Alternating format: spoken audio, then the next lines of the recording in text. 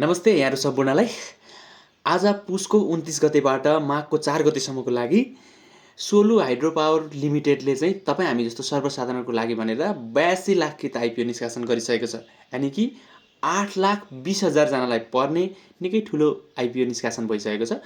साथीहरू, तपाईँले भर्नुभएको छ कि भर्नु भएको छैन? यदि भर्नु भएको छैन भने चाहिँ अहिले फटाफट भरिहाल्नु होला, नछुटाउनु होला। किनभनेदेखि यो चाहिँ अरू बेला सामान्यतया 1 लाख, 1.5 लाख, 2 लाख, 3 लाखसम्मलाई पर्ने खालको आइपिओ आउँथ्यो भनेदेखि अहिले चाहिँ यो 8,20,000 जनालाई पर्ने आइपिओ निष्कासन भएको छ। त्यस कारणले तपाईँलाई पनि पर्न सक्छ, भर्न नछुटाउनु होला। साथीहरू, यो यस्तो जानकारीमूलक भिडियोको लागि तपाईँले एउटा कमेन्ट गर्नुहोला, फलो गर्नुहोला, सब्सक्राइब गर्नुहोला। हस् त, नमस्ते।